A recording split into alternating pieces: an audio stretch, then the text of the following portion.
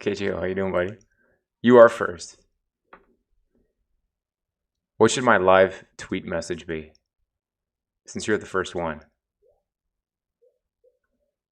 Normally just say something like live. Something boring like that. I feel like we should make it fun.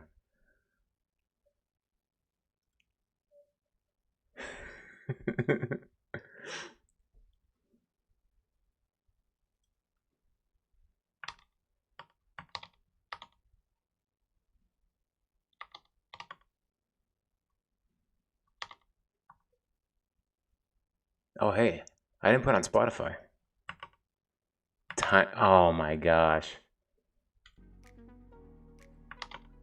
You're gonna rub it in hard. Alright, hang on.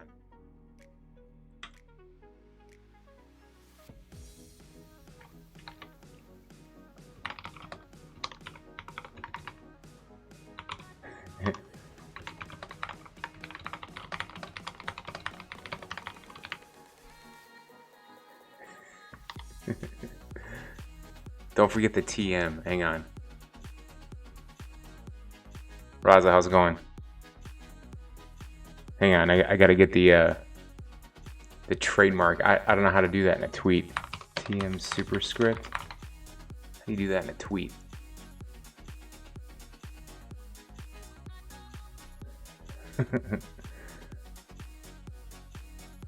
Okay, copy from that page.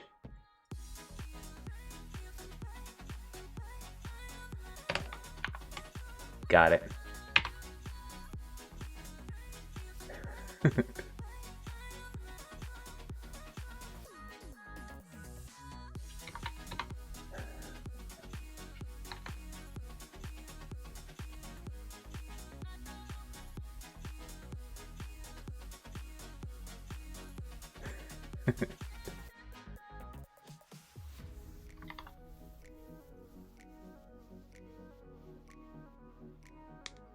Why does it go from 23 to 1? That's right, relative lines in 128. How's it going? Hello, Alexander. Yeah, so for example, I'm on line 100 right now. So in Vim, I can just go colon 100, drop down to that line. Or relative lines is actually up and down. You see the 1 up here and then the 1 down there. So I can do 1J or 1K to navigate that way. So relative lines is kind of fun. And that is set, actually set no RNU in this case. So if I just do set no relative number, it just shows up like that. But I like set RNU, set relative number. So I have the line number and the relative number. Just makes it easy. How are you guys doing tonight?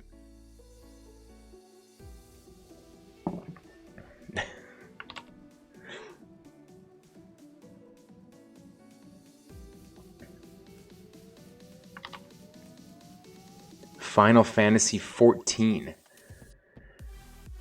Is that, like, how are you playing that? Are you playing that on a console or is that PC? Or I'm an Xbox guy, so the MMO. Okay. Alexander, I'm doing good. It's been a good day. Had some good productivity.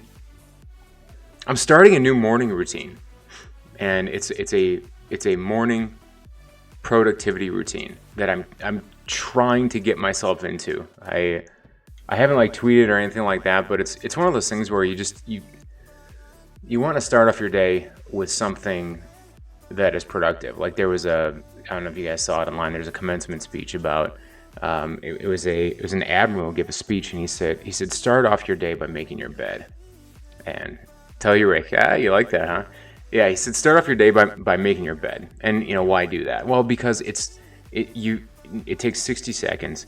It's immediately productive, and if you have a horrible day, you can just kind of fall into your already made bed. And so, but the point is to get you in the mindset of doing productive things. And so what I'm trying to do in the morning is I have a very specific personal morning routine that involves things like, going for a walk and, doing some reading and stuff like that.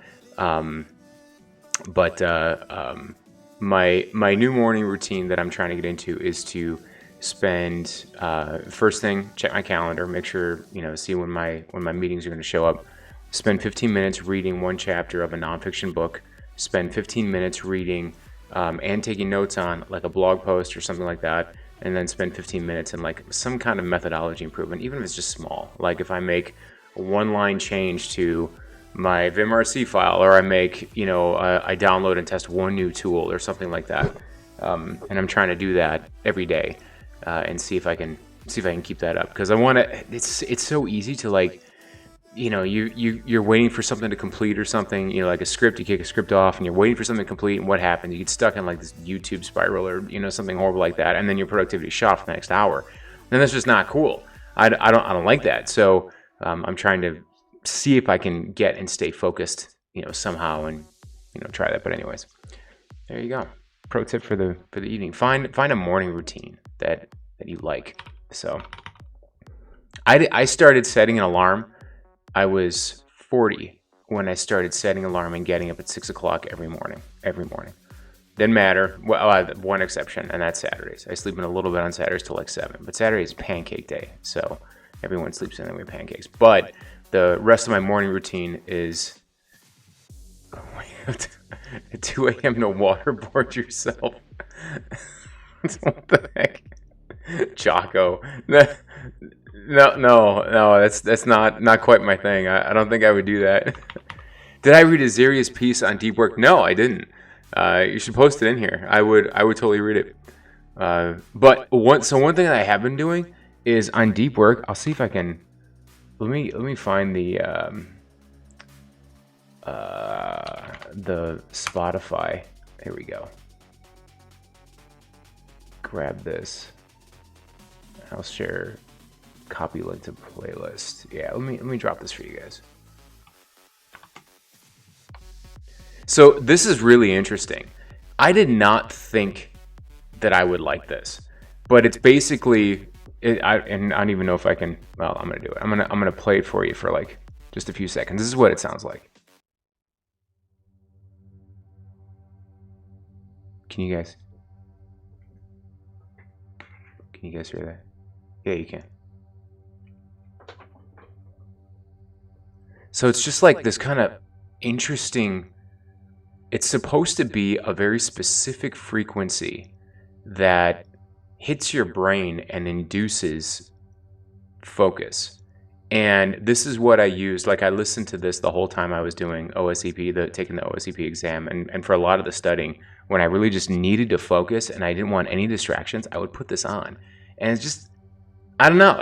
It worked for me. It's really, really interesting. I had no idea that there was like, a whole realm of science behind this, like inducing deep focus through the sounds of, various, audio frequencies or, gamma waves. I don't know anything about that stuff, but it's really, really interesting to get into. Anyways, back to stream beats.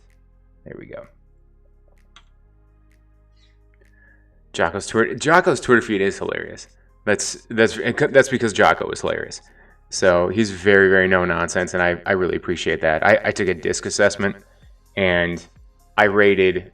If you've never taken a DISC assessment, there are essentially 4 classifications for your communication style. It's not a personality test, but I actually took it as part of a social engineering training class, and that is that you learn how to social engineer people by matching up really quickly their DISC profile, at least in your mind, based on social cues and how they answer questions and things like that, and then you can socially engineer them based on what you perceive to be their DISC assessment. So, for example, I don't remember the various letters. D is like direct or domineering. I is I'm going to get all these wrong, but I is essentially focused on self. So they like to be the center of attention. They're the one telling the jokes, the life of the party. The S is supportive, so very, very supportive type of personality. They want to be heard. And then C is your list maker. Like they can't go to the grocery store unless they got a list broken down by aisle and category and that kind of stuff. The vast majority of people are S's. The vast majority of people in the world, based on what I've read at least, are S. It's like something like 40%. And so the way to get those to respond to those people, especially if you're trying to social engineer them, is, you know, for example, S's, they want to be heard. You know, they want to be recognized. So if you're talking with an S, you know, and this is just good communication, right? You don't have to be social engineering. That's just, you know, red team side of me. But if, like, you know, good communication, like, you know, if your husband or wife is an S, you know, they might just want to be heard. And that means that you just kind of shut up and listen, and you're like, oh, okay, you know, and that pays, and you make eye contact and things like that, and that's how you can establish good rapport, good times. So KGO had to get up at 3:30. That's an ungodly hour. I condemn that in the strongest possible terms. I'm just kidding. Start work at 5 a.m. and work for 10 hours. That's impressive, man. All right, so when we last left off, where we left off was we had a session file, and we were successfully running brute force attempts across various passwords and maintaining session across runs.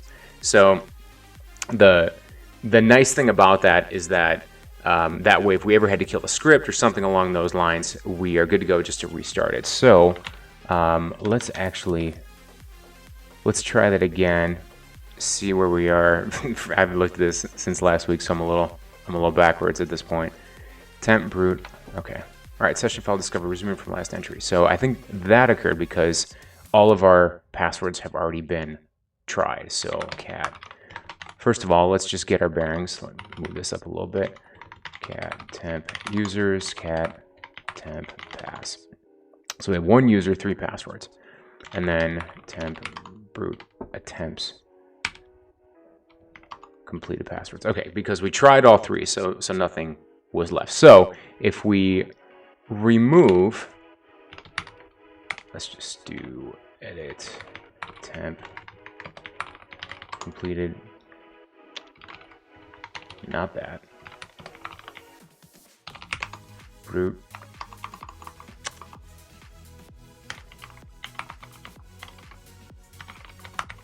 Completed. Passwords.text. Get rid of that. So we get rid of 2. Try it again. Okay, good. And it tries number 2.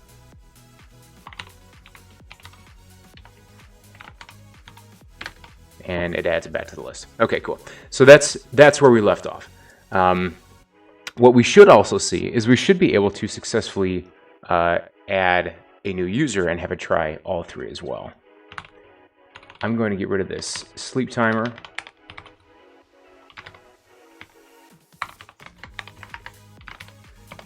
Temp users. Is it users? Yeah, okay, so let's do low priv 2. And then, okay, so that's interest. Yep, nope, that's what I expected. Is that what I expected? Completed passwords. Oh boy, that's interesting. Well, that's because I added a new user. That's an interesting case. So if you add a new user to the list,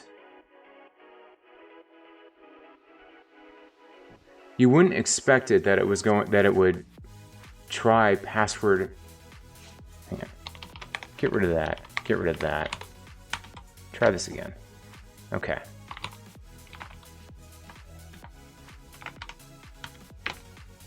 Users.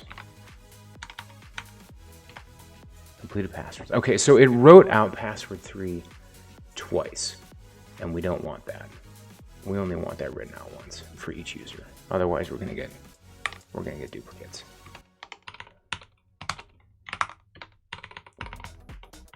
For each user, okay, for each password, we send that request, and then. So let me think this through. So for each user is going to run a password, and then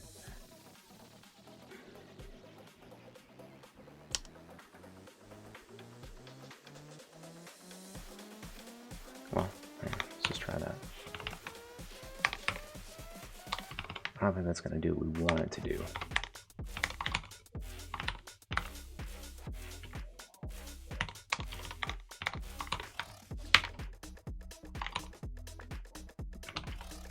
That's still in a buffer, isn't it?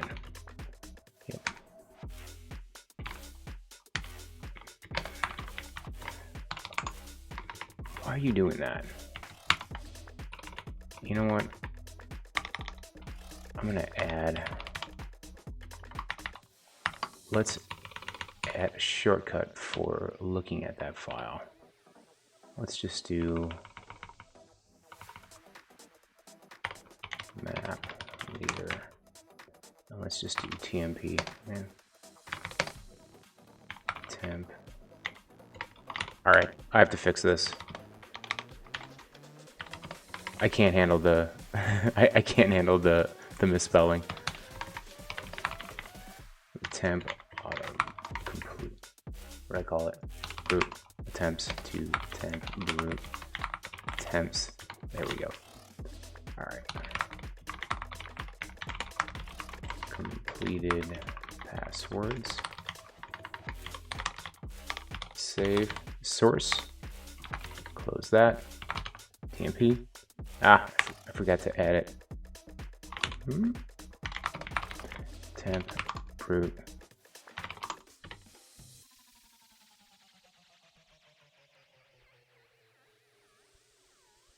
Completed. Oh, completed passwords.txt. Well, that makes sense. Don't want that. Completed. Here we are. And then CR for carriage return at the end. Source that. Close that. And then, okay, cool.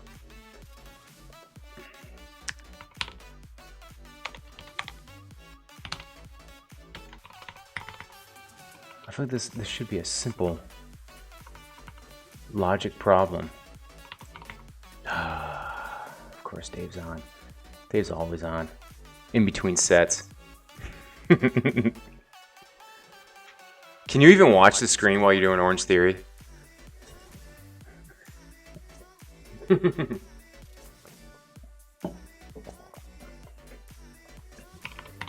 been keeping track a lot more of my workouts. I'm doing a 6-day split, and that has been amazing. I have loved it. So I used to do a 5-day, one body part a day, and now it's a 6-day split, and it's all body parts that get hit twice a week. That has made such a huge difference. I'm using the MAPS program from Mind Pump, and Mind Pump podcast is fantastic from a fitness standpoint. They answer a lot of questions that I've had. That a lot of other podcasts, they just cover, like, I don't know, basics. Like, if you're getting into fitness, there's like a ton of good information. Mind Pump covers the stuff that is like a little obscure, where you're like really trying to tweak something, and I've really enjoyed it. So if you haven't looked into that one's totally worth looking into. So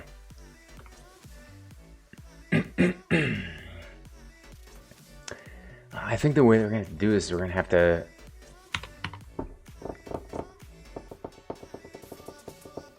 I don't want to do I want to add that to like a temp variable? I probably do, don't I?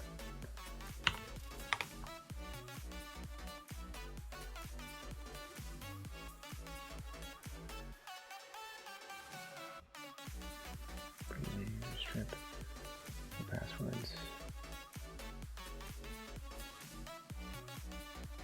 Because I only want to add that to completed passwords per user. So honestly, that should just be like back here. I'll bet you that's it. Why is that so hard?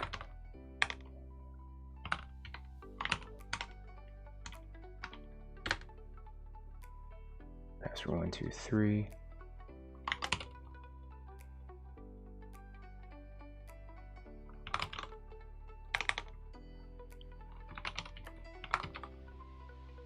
And it didn't add anything.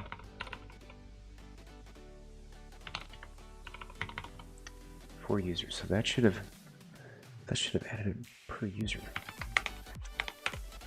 I feel like this is a easy logic problem that I can't wrap my head around for some reason.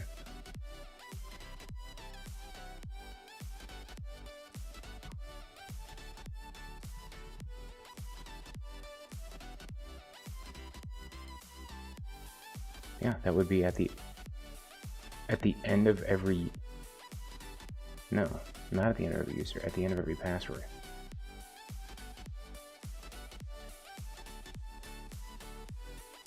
Maybe that's my issue. So maybe I have my loops backwards. Instead of iterating across, that's probably my issue. Instead of iterating across every user and then every password for every user, I should be doing every password and then every user for that password. That's probably my issue. Yeah.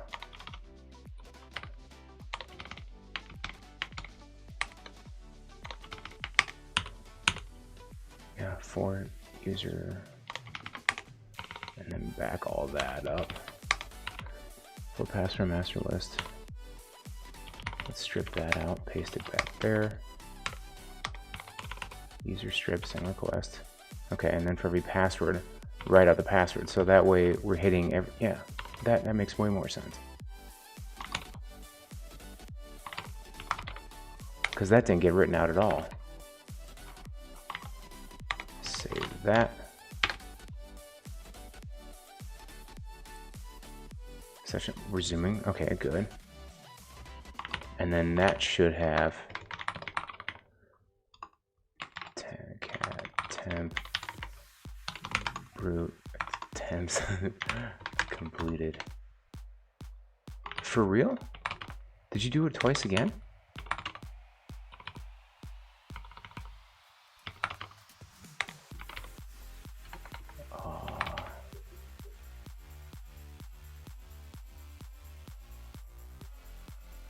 Oh, shoot.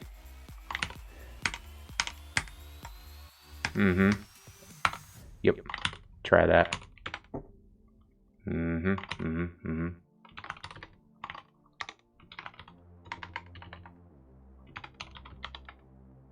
Nothing should be edited there. Same thing. Okay. Brute attempts.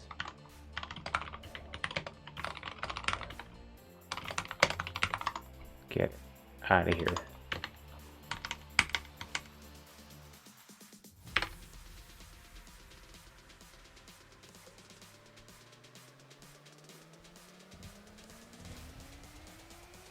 Was I seriously running this out of my temp directory? No.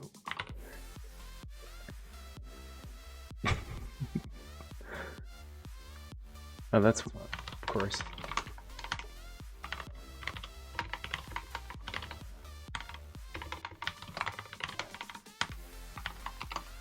There we go.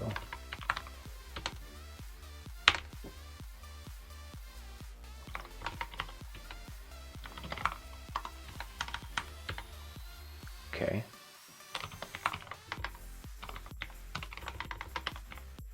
Y'all are quiet this evening. No, I don't want to do that. Do I? I kind of want to do that.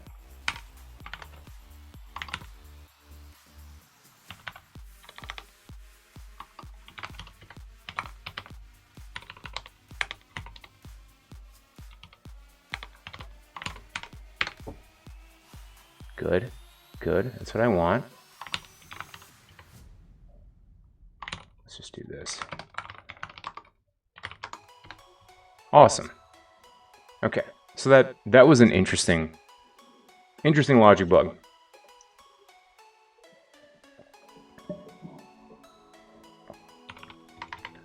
Long story short, I should be iterating across the password first and the user second, because the password is kind of the main event, call it, if you will. And so we're writing that out. Okay, good.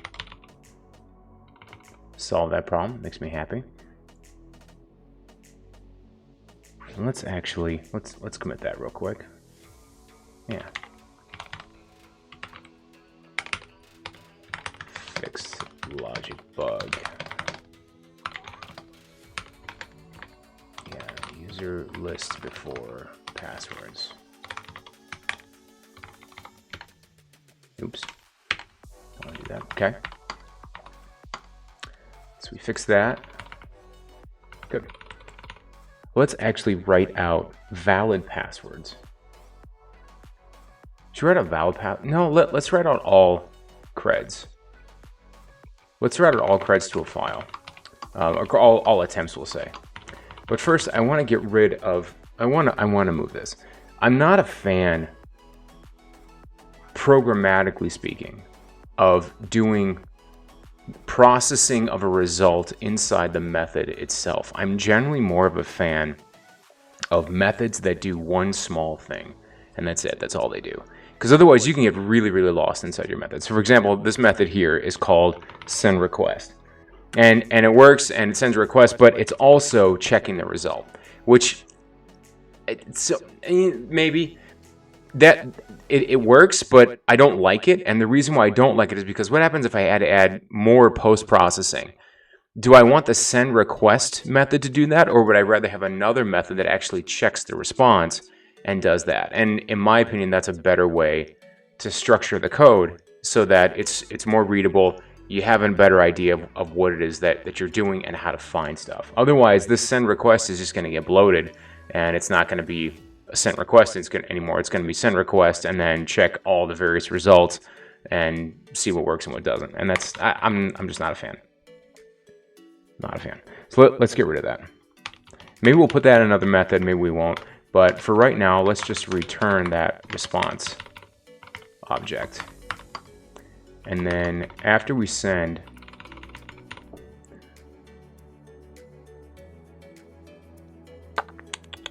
let's do this. Let's make another method here. Process response, and then we have a response object, and then a log object. Paste that in. Okay. So we have the response status code if that's 200, otherwise. If it's 200, we have valid creds.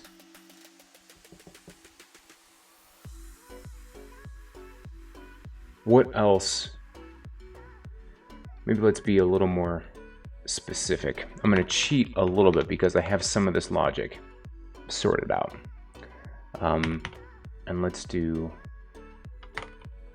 is found equals false. Yeah. So that's just one response object for one request. Do I like the direction this is going in? Let's try it. Oh, let's try it. Let's see what happens. Maybe I don't have to restructure.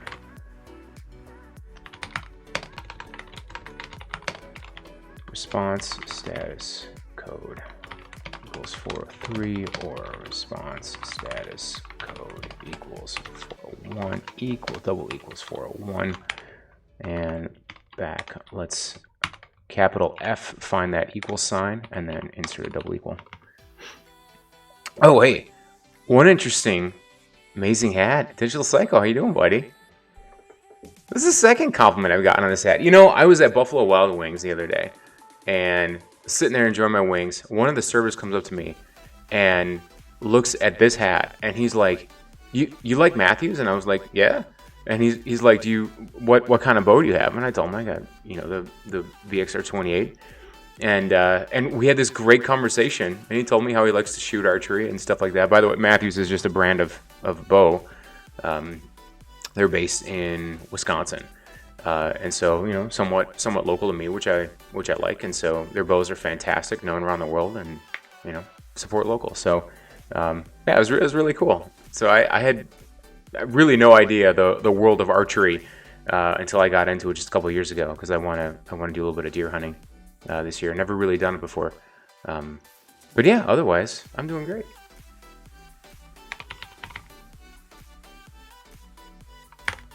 All right, so if it's a 403 or a 401, then that message, let's change this, because I don't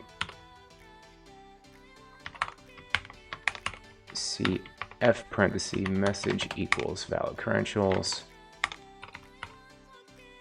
Will your process response function have access to main user password vars at this point?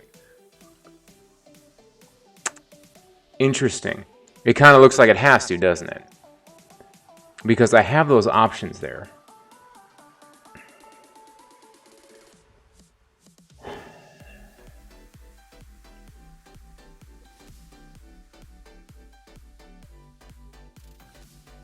Or, interesting. So I don't know. Like, do I want to send that in?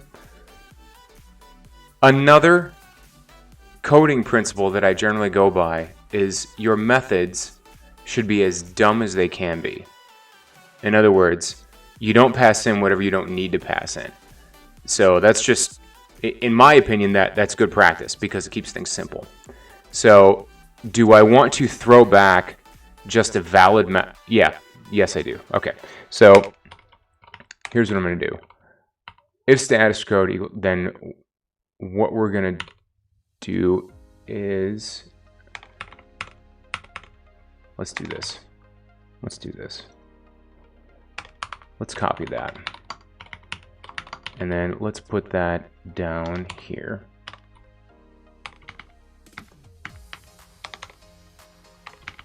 Okay, bear with me. I'm going to set a mark. MA, and we'll go back to that. I should have set a mark up here, but I didn't. Okay, then we're going to message equals valid.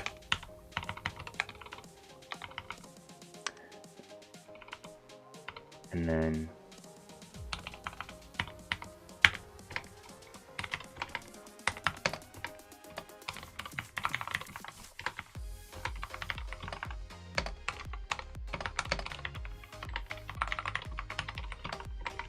no code message equals, let's call this fail. That didn't work.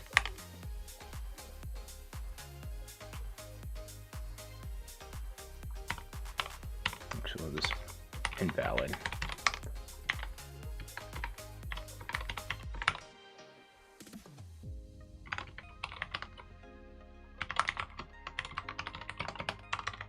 So if a server error comes back, what am I doing?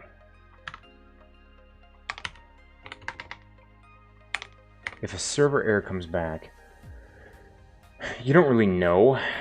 The only time that I've seen that come back is if there's like a disabled mailbox, like if you're testing OA or something like that. So let's just do this.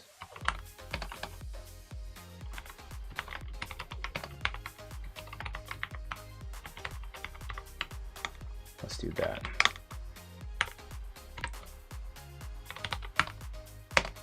Response status code. The 404 status code was interesting because there was in testing recently when I was working through some of this. If you send a valid NTLM request to a page that does not exist, but your NTLM authentication is valid, then you get a 404. So you have to account for that in the processing out of your status codes. Or, I mean, you could just kind of, take the lazy approach and be like, as long as it's not a 403 or 401, you're valid. I kind of like to be a little more verbose in my messages. When it comes to actually doing the testing process, I want as much information as possible, reasonably speaking. So this is generally, yeah. 404 generally means okay, but it can also mean something else went wrong. So we'll just do message equals valid, maybe.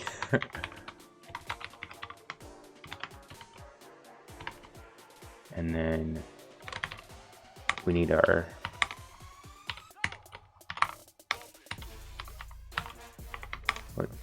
let's just do this.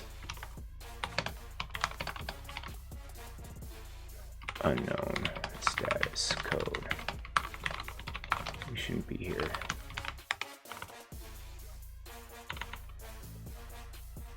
Okay.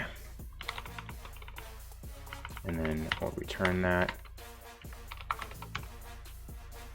Let's return is found and message. But we need to set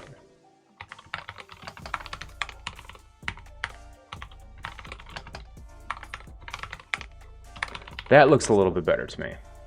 So I don't know that I necessarily like valid response or process response as a name, because I'm Yeah, I am processing. Yeah, we'll leave the process response for now. That'd be all right. And we don't need the log either.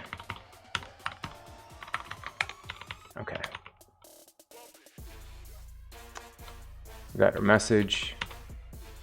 Okay. I think that's reasonable. But you know what? Chances are something's going to break. So I'm going to set a mark B there, go back to my mark A, and then we are going to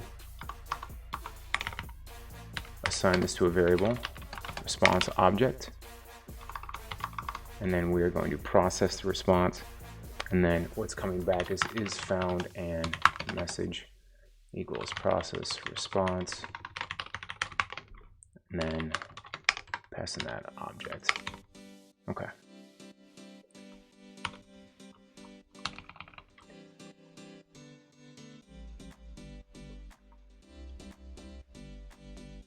Yeah. Yep, let's do that. So if is valid,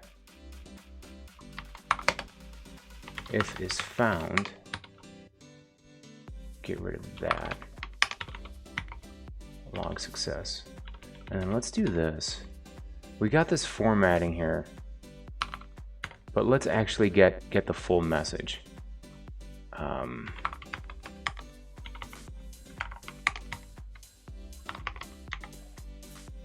Message, kind of like that. If is found, or honestly, does it even matter? It doesn't even matter. Maybe it matters. Because yeah, it matters. And the reason why it matters is because the whole crew, Randall EX, welcome. Yeah, it does matter. You know why it matters? Because I like pretty colors. This is super vain. All right, but when I look at the screen and I'm running my little hacker tools, I like my little hacker tools to look good. That's really it. So yes, it matters. Heck yeah, it matters. That's why we do ASCII art, right? But we can at least change this because it's essentially the same thing. All right, so we have log output. And then let's get this. Let's see here. How can I do this in Vim? Delete to, oops. Delete. Cool. Okay. Because that log success and then log output. Otherwise, log error, log output. All right. How does that look? Yeah, we're just gonna have to run it, aren't we?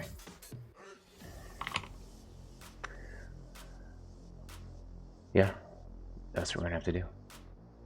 Let's get rid of. So one of those is right for completed passwords. Let's trash our session file. Temp root completed. Fire this off. Equals 500. And one down there. Domain is not defined. Okay. Well, it should be. Or is it just options domain? It's options domain, isn't it?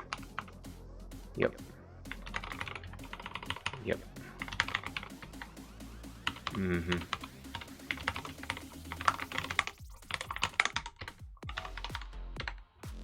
Username is not defined. That's because it is called user. And password is called pwd. Should exit from an, okay, so that is in my log error. So I have a check in my error log and messages to see if I should exit on that particular error. So in this case, don't want to exit. Okay. Valid. All right, interesting. So that if log is found. Interesting. Why are you red? You should be green. Here's the good news. Those are correct. The only thing wrong is my color. And it says that I had a session file.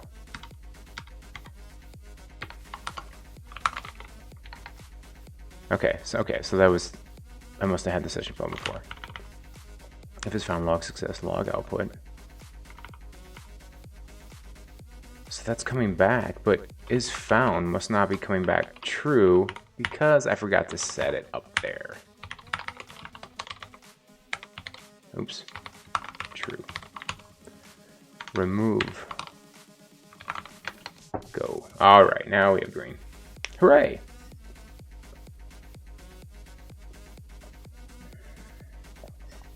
Fun new Vim plugin that I've been trying is Lightspeed. You need NeoVim 0.5, which just dropped last Friday. But Lightspeed is kind of a cool plugin because normally if I want to find something in Vim, and this works great, this is what I'm used to using, is I want to find something, you hit / status, okay? And then you can just hit enter and then jump to the next one, you know, do that kind of stuff. All right, however, Lightspeed is interesting because Lightspeed changes the GUI. So you hit S, notice how the screen went gray, and then you can hit up to 2 characters, so ST. So notice it found ST, and then this is, that's interesting. So it just inserts a character for you to jump to. So let's say I want to jump to this one, this middle entry right here. So I'm going to hit N. Yeah, there we go.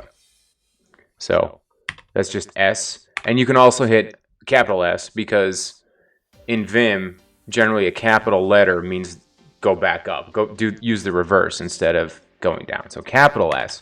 Notice how it's all gray up top now from the point of my cursor. So PR, and it just takes you to the first one. But if I have multiple of them, ST, oops, capital S, ST, capital S, S. That's interesting. So I can, just go there. Anyways, I haven't figured it out yet, but it's kind of an interesting GUI mod to find stuff in Vim, find stuff quickly. So I do not have highlighting on in my Vim config file just because it's generally a nuisance to me. But the Lightspeed, and that is for those of you that are interested. That's this plugin right here. Lightspeed.nvim. So you can do some pretty cool stuff with it. Like I said, I've just kind of gotten into the options of it, but the ability to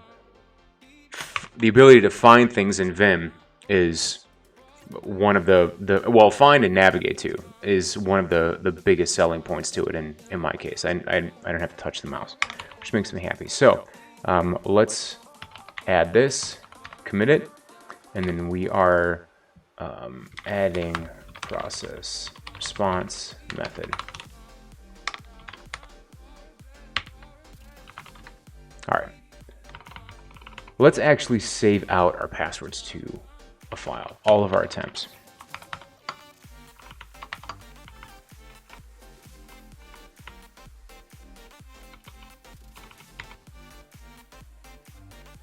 So every password is going to have a new file associated to it. So what we're going to do is, let's just do out file equals open, and then we have our options outdir. Yeah. And then let's do plus the password plus text. And then let's open that for writing.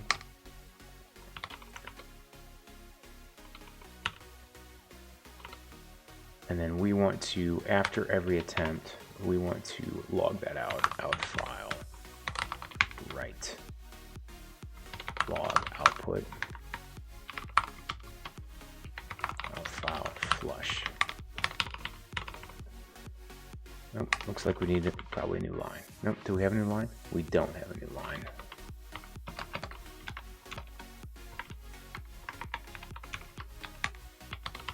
Okay. Let's delete our completed passwords. Remove and option. It's not option, it's options. Line 137, where are you at? Line 117.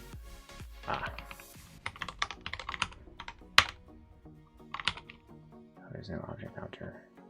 Is it outputter? It's outputter, isn't it? Set a mark, back up, outputter. Yep.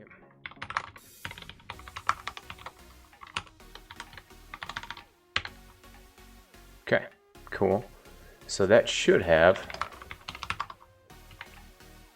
All right.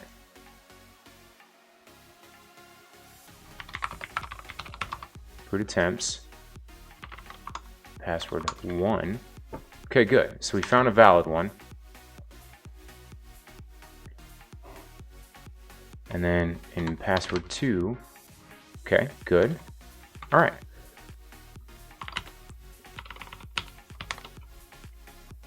We don't need a macro. We're going to save that, add it, commit, insert, saving all attempts to file, to unique file.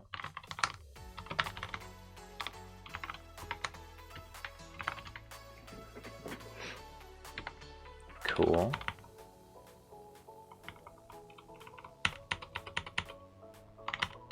But what I want is, what I don't want is I don't want to throw every single attempt back to the screen. Maybe in verbose mode. Did we have a verbose mode? We did. Okay. Else if options verbose. Oh. Yeah. Right. Yep. If options verbose. Okay. Because we really only want to see successful attempts. I don't want my screen just polluted.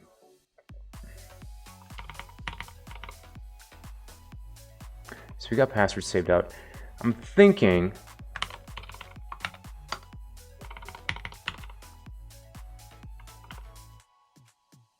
it's time to add some wait time. Because right now it's just firing. And that's fine, but I need entropy. That's what I need. Man, y'all are quiet. It's making me nervous.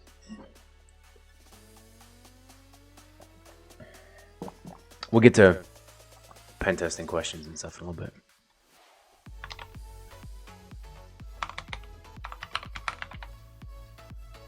Not even really paying attention to the chat channel. I'm not even sure who's on. Are people on? Yeah, it says 12 people on. Awesome. 12 people actually paying attention. That's awesome. All right, so we got that. Oh, what were we gonna add? We're gonna add date time. Okay.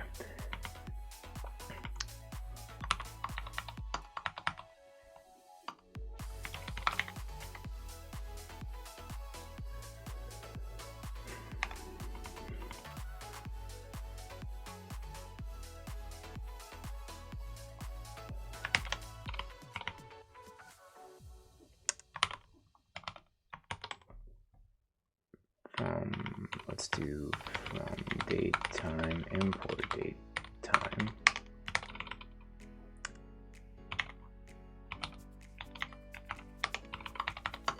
Okay. And then what I think we want The two options that I want to add to this is a minimum weight and a maximum weight. Wait at least this amount of time, but no more than this amount of time. And we need defaults for that as well as to be able to check how long we're waiting. So let's do parser add option. What do we want here? Let's just, I don't want to do like the mini versions. Let's just do min weight, and then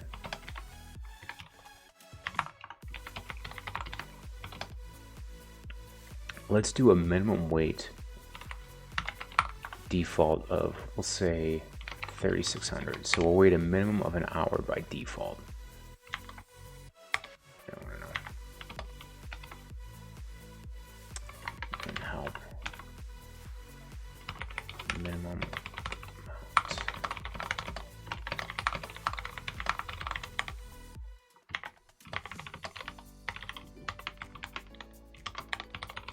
Okay. And then let's do a max weight.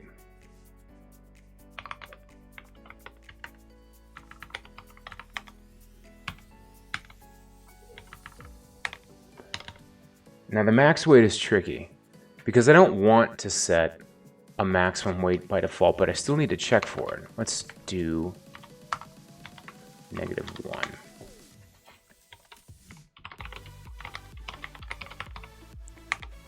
Maximum time to wait.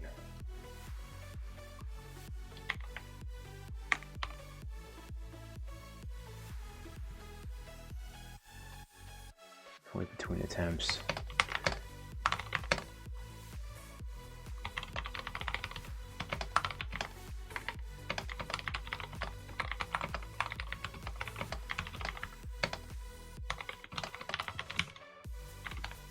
That's what I want.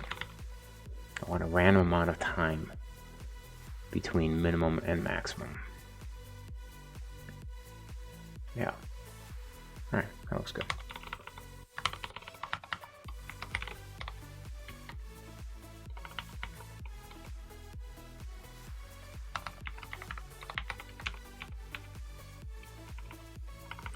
But the tricky thing is that I need error checking for this, because if I don't, you could screw things up logically speaking. So okay, so this is this block right here takes all of our errors and throws them back to the screen.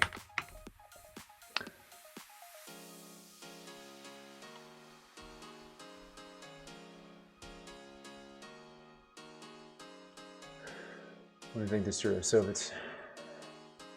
if minimum weight is specified,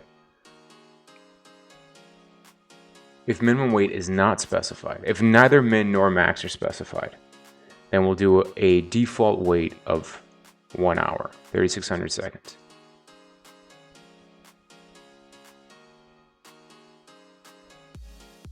Okay, so that would be if not options max weight equals -1.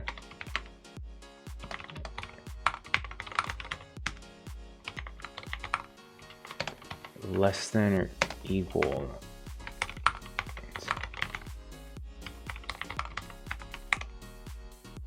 Let me look at this carefully here.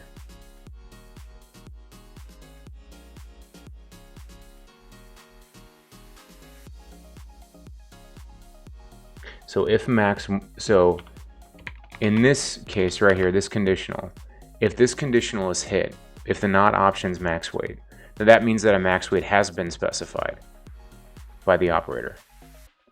So we only need to check this condition right here. Sorry. And then to the end. Yeah, we only need to check that condition if max weight is specified. That's the reason for setting to -1, a default value. Okay. Max weight is less than. So in this case, that would trigger the error. No, errors append.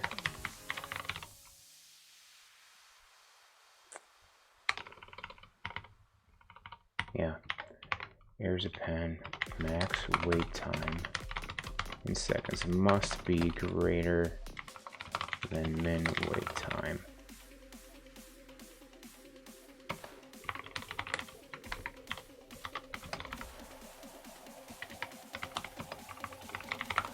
Min weight of 3600, max weight of 7200.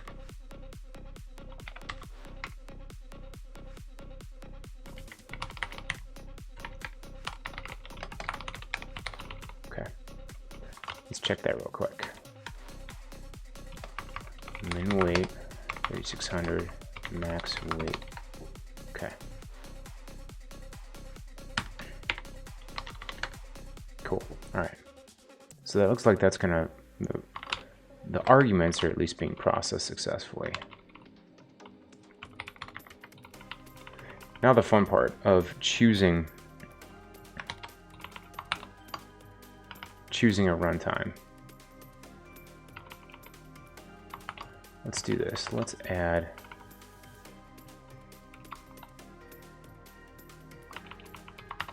in our main block. Yeah.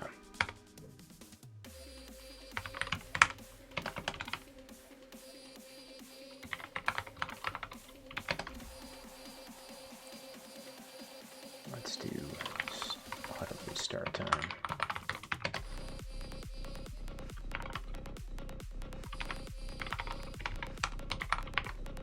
Date time now.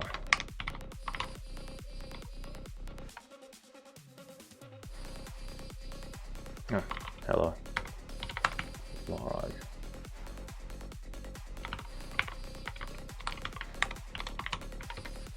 Okay.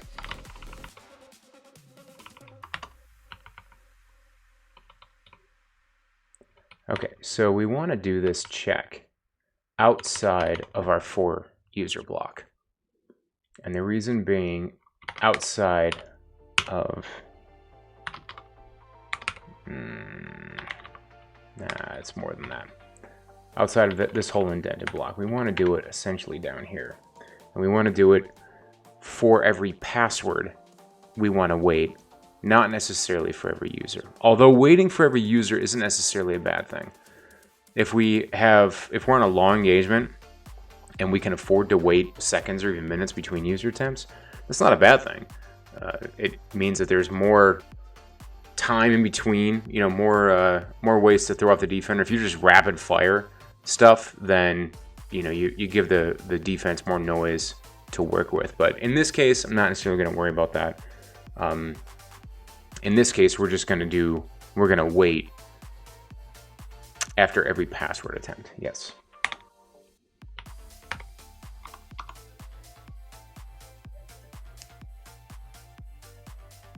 We need to check to see if max weight has been specified. If not, options, max weight equals -1, then we are going to get random wait time. Otherwise, what we'll do then is we will set our wait time to min wait, and then we'll set an option for log waiting seconds next runtime.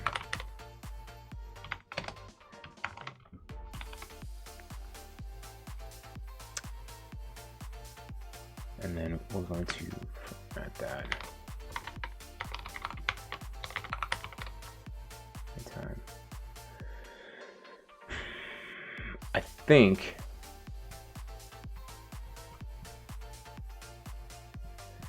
so. Let me double check this, because I think what we're going to end up using here is time delta.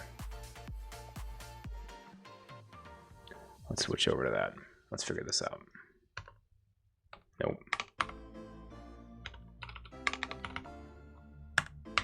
That's what I want. Okay.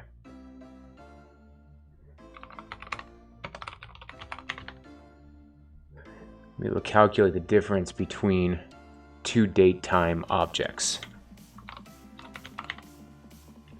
A duration expressing the difference between two date-time objects instances to microsecond resolution. That is daytime time delta. Well, I think that's what I want. Yeah.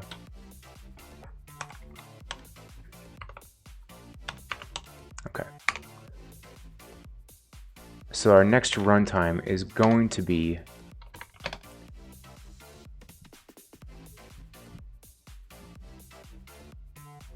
let me think this through. Our wait time is in seconds. So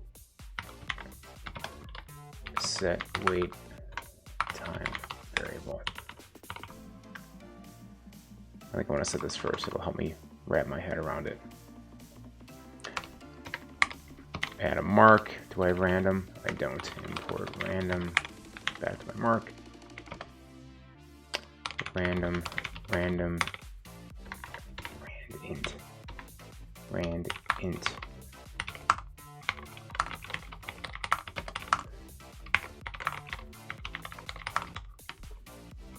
Okay. That is going to be, yeah. And that's going to be our wait time. All right, so if a maximum wait time has been specified, which is the reverse check of our -1. You could also say if options max wait is greater than -1, it works too. We're gonna get a value that is a random selection between, I got a bug here, between, find comma, our minimum wait and our maximum wait. And that's going to be our option. So that's going to be a random second choice. So if it's 3600 and 7200, I just want to proof that out real quick. Import random. And let's do min equals 3600, max equals 7200. It should just be, yeah, rand int min int max. Yeah, cool. Okay. So that'll be a random wait time. And now we have that set in both cases. Okay, so we're gonna wait X amount of seconds, which is gonna be our wait time. And then we need to calculate the time difference, essentially adding we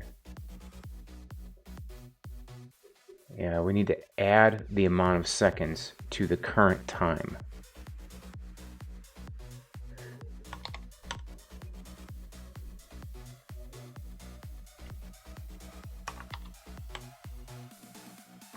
Is that in? I'm just looking at the time delta. Oh, okay. Oh, interesting. Okay, so looking at this example here, I think kind of has the key that we're looking for. Shoot. You know what? Since I have all of you at attention, one thing that I am personally working on is getting rid of, how shall I put this, carrier phrases in my speech. Things like kind of. We're going to kind of do this thing, or we're going to maybe sort of kind of do that. That stuff drives me nuts. So I want to be able to speak clearly and not necessarily rely on a whole bunch of phrases to get me from here to there, or things that kind of reduce the impact of what it is that I'm trying to say. So if you hear me say kind of on the stream, call me out in chat, please. Say, Jason, don't say kind of. Anyways.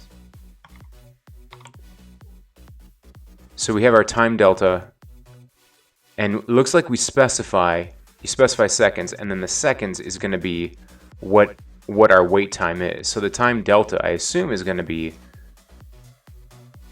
Oh, we just need to proof it out. That's what we need to do. Let's proof it out.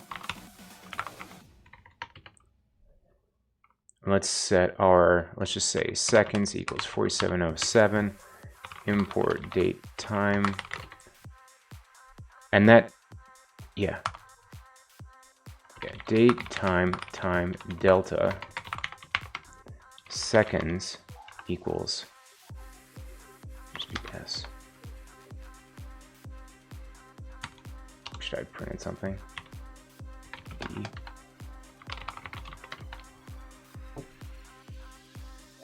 $1.18. What's the time on this box? 1:18:22. That does not seem right. That should only be. Oh. Ah! Miss M. Davis, thank you very much. You get the award for tonight. The rest of my crew is sleeping.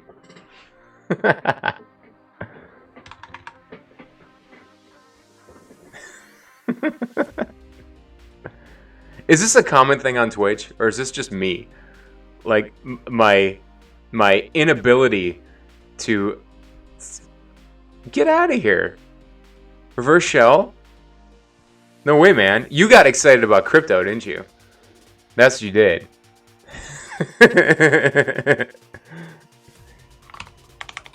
Do I still have that?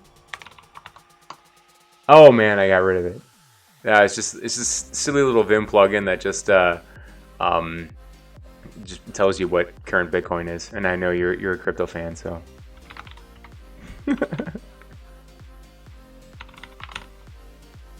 Yeah, so if my time down here, something is wrong there. That is not what I wanted. So seconds is 3600. Oops. Seconds 3600. So that's 1 hour. Date time delta seconds equals, what's 3600? No.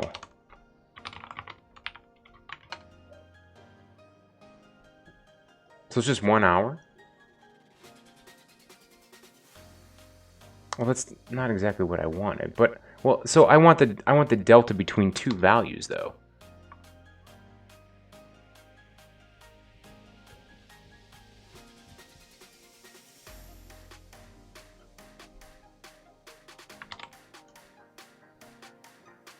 Wait time. Or why don't I just do this? Let's just add the current time. Date time now. Plus time delta, module date time. From date, no.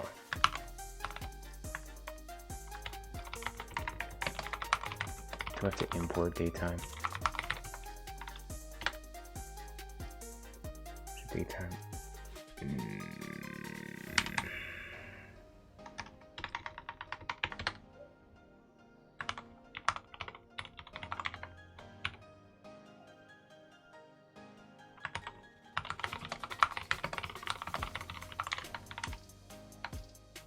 All right, cool. Okay, good. So that is going to, so I need to add the time delta in seconds.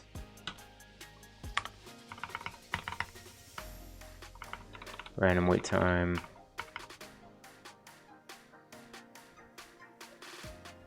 And then let's do next run equals date time now. Add a mark. Do I have time delta? I don't.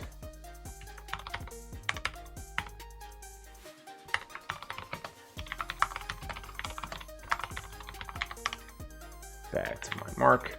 Okay. Date time now plus time delta. Yeah. It's going to be in seconds. And that's going to be an integer value of my wait time. Next run. And then we sleep for the wait time. Time, sleep, wait time. Before we do that, we want to write out our completed password. So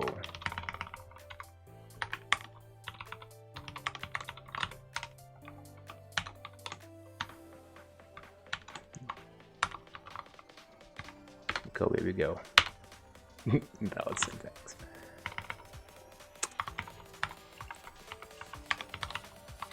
Double equals during comparison. Log, that means I'm missing a parenthesis at the end. Okay. It didn't run because all the passwords are completed. Let's get rid of that. RM temp brute completed. Waiting 49 seconds. So the next time would be July 7th at 9:30, and it is currently, I think that looks right. While that's doing its thing, let me just double check the files here.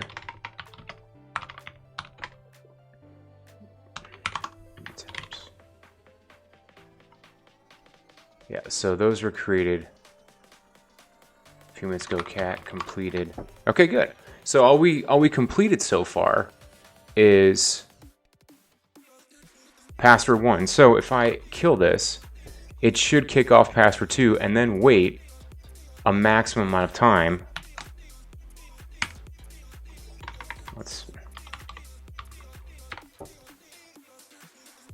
Session file. Okay, that's interesting.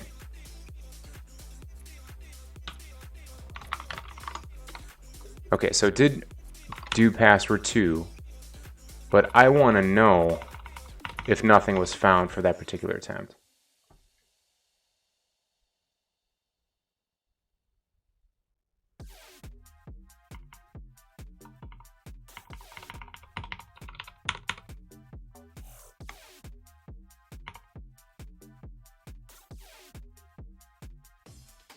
If is found.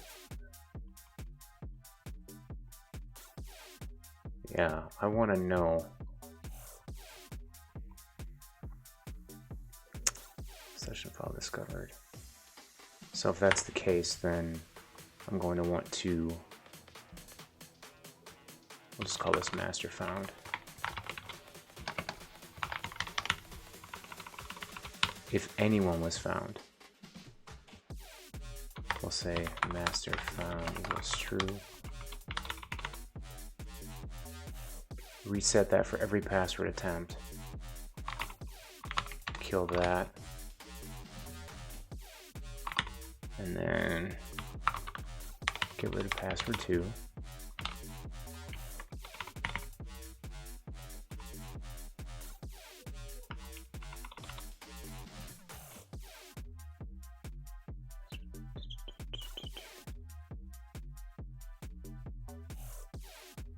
Because it's going to print out something if it's found. I only want to print invalid attempts if I have verbose. But I do want to print, and I want to print that before the wait happens.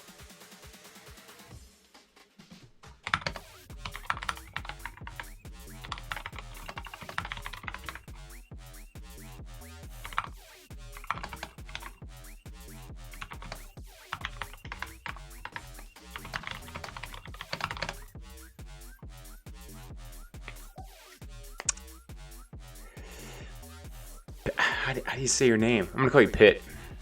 That's what I'm gonna call you, Pit. The purpose of this tool is this is a pen tester / red teamer tool whose job it is to brute force credentials from brute forceable services found on the internet. For example, NTLM. In this case, we're doing specifically NTLM. So if I want to discover valid creds and I have a user file and a password list and I want to try them over a period of time, I want to kick this off, see what I can find, and then walk away, let my script do my job for me. No valid creds for, this is going to be domain, user, no valid cred, this is for an entire password.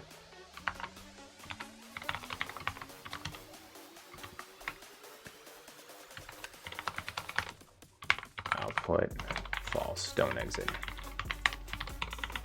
Thanks for joining, by the way.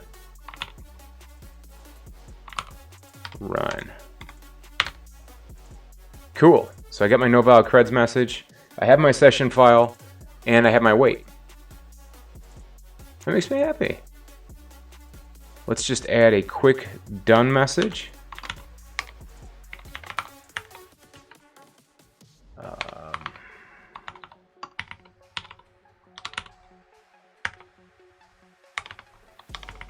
I have no idea where. Yeah, that looks right. Autobrute start. Finished.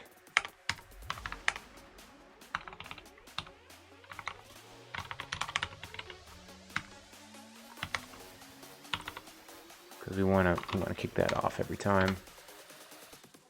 And that was password 3. Well, that's interesting. It shouldn't be waiting because that was the last password.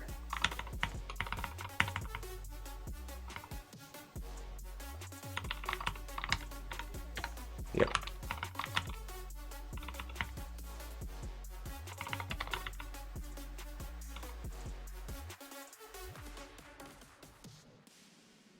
Poor password and master list. How do you tell if you're at the end of a list in Python? I have no idea how to do that. Huh. Quick Google.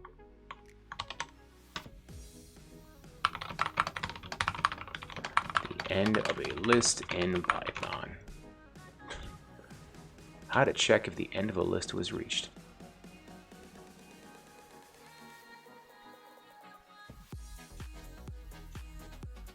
Okay.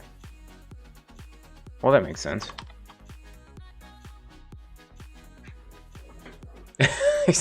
Yeah, I've never like. So here we go. Let's try this.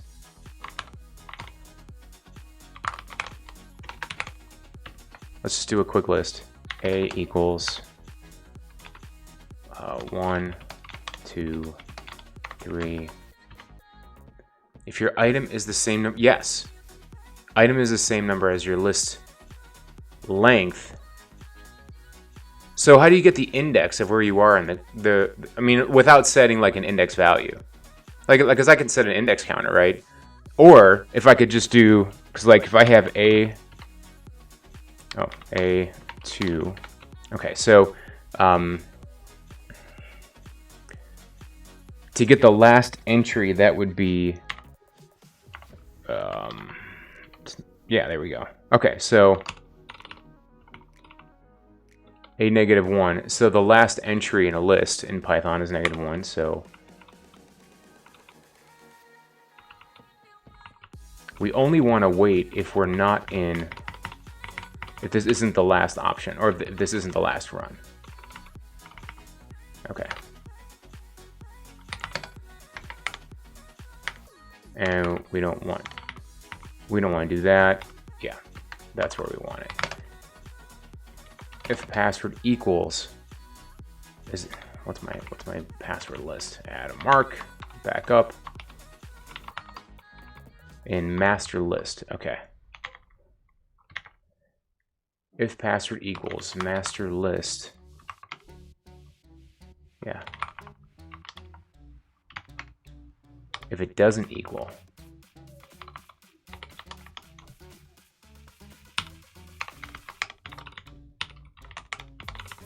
about like so. Password does not equal the last entry in the master list.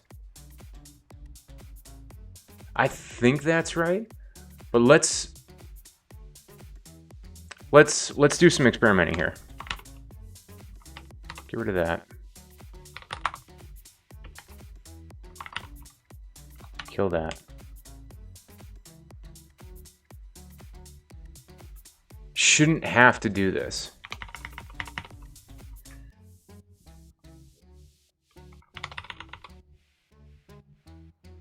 I think so. The custom wait time, I don't know if you've added that kind of stuff in your brute tools, but I wonder if maybe that's, well, that is what's triggering this condition. So,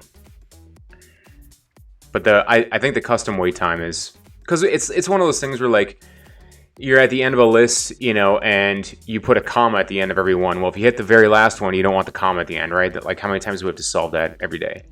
Random jitter, yeah. So I don't know. Maybe chances are you probably just did it better than I'm doing it, and that would not surprise me at all because I'm, as you can tell, my Python code is lackluster. but that should do it. So let's get rid of that.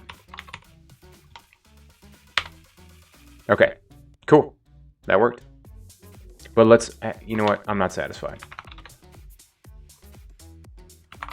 Let's get rid of these two. Okay. All right, and then it finished. Awesome. Add that, and then let's commit that up.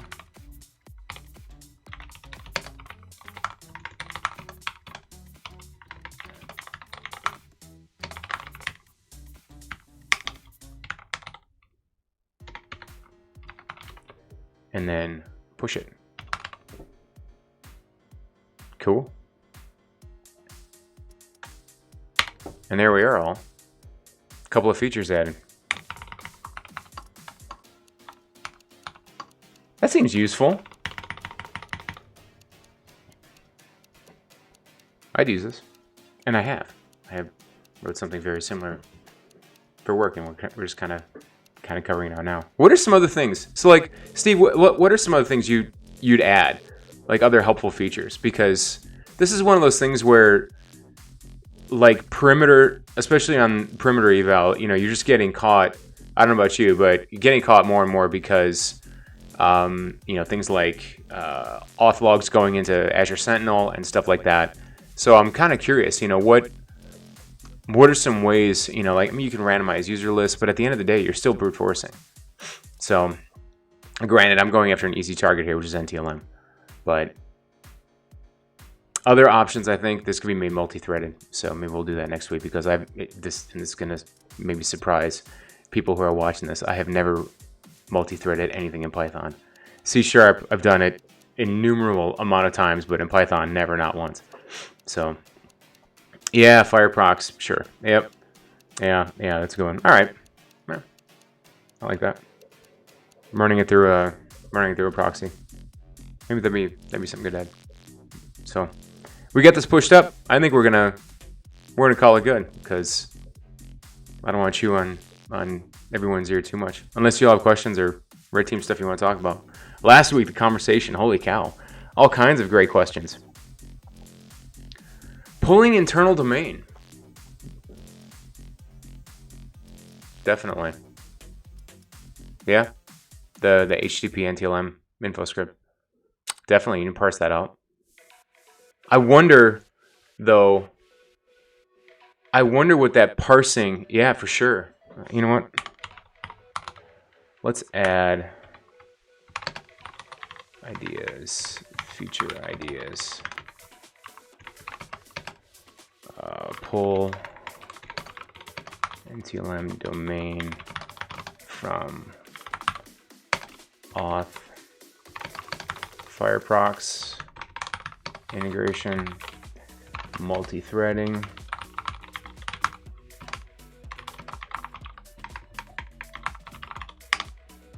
not to a question, just watching you as a lady. Yeah, you know what? It's just practice. And I am not kidding you. It's just practice. This did not happen overnight. Didn't happen in a week. Didn't happen in a month. One thing that I can tell you that is actually really, really useful for Vim is you have to break the habit of reaching for the arrow keys.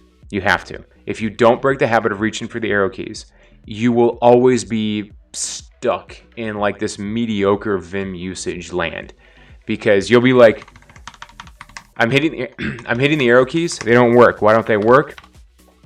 Because I disabled them. I disabled them in. I hear you. I hear you. Believe me, I do. And I understand, because the arrow keys are comfortable, right? Like, especially if you come from, like, you know, VS Code, Visual Studio, whatever. right? You're used to navigating with the arrow keys. Trust me, disable them. Okay, my arrow keys, hitting them right now, they do nothing. Forces me to use HJLK because HJLK is also how you navigate. So if I want to go down 4 lines, 4J. If I want to go up, 4K. So 4 to the left, 4 to the right, or the way around. But you get the point, because that is how Vim navigates. And once you get into that habit, that is how all of the Vim plugins that you can use for different apps. For example, Visual Studio Code has a Vim plugin.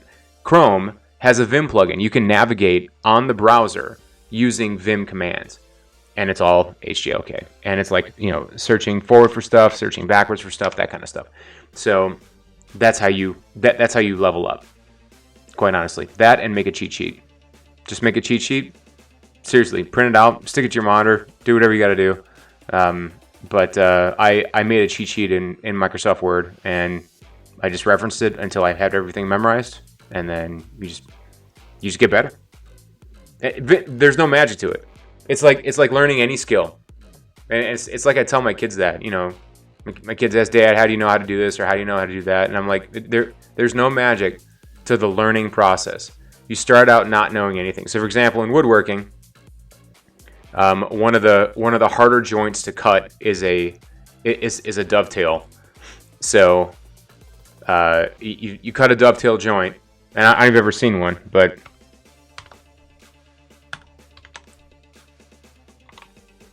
woodworking dovetail joint. Okay, these are dovetails. That is one of the harder joints to cut in woodworking. And you can get, tools that will do it for you, like dovetail jigs and stuff like that. But after a while, you're going to want to learn how to make them by hand. And the reason why I'm telling you this is there's an expression in woodworking that says everyone has a certain amount of horrible dovetails in them, and you just have to work through it. And so, for example, last winter, every Thursday, I would go downstairs in the basement. I would cut a sheet of wood, and I would make dovetail after dovetail after dovetail, and just screw it up and screw it up and screw it up. And so it's the old adage, fail fast.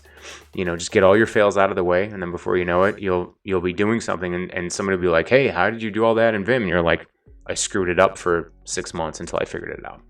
So, but yeah, and so I thought about, you can enable key commands on the screen, and I think that might be as I type, it would show you on the screen, what I'm typing.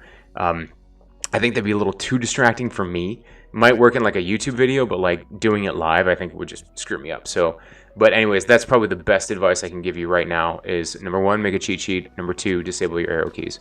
Do that and force yourself to learn it properly, and you will be rewarded in the end. The other thing is do it, and actually this is another piece of advice. Small incremental improvements every single day. And so what I mean by that is spend 10 minutes in Vim every morning. 10 minutes. Just typing something. Doesn't matter. Type a paragraph, move around, edit a word. Doesn't matter. Those 10 minutes a day will pay off in a month, and then it'll really pay off in 2 and 3 months. So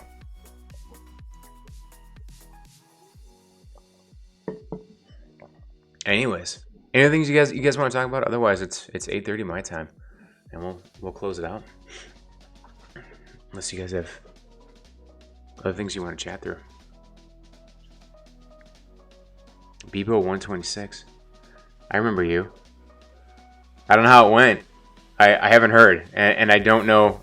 I don't know your name, so hopefully the interview advice was worthwhile.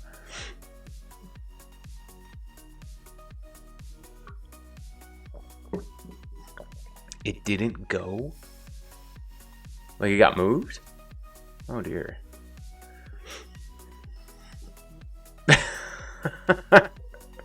I'll be like, hey, listen, find Bebo, schedule him.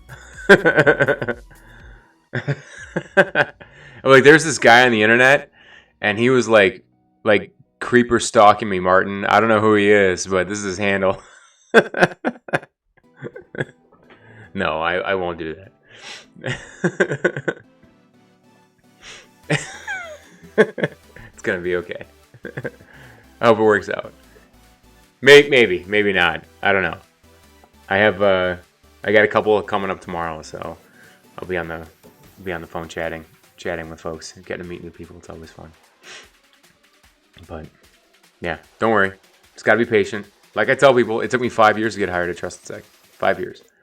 So, I'd wait a long time. But patience pays off.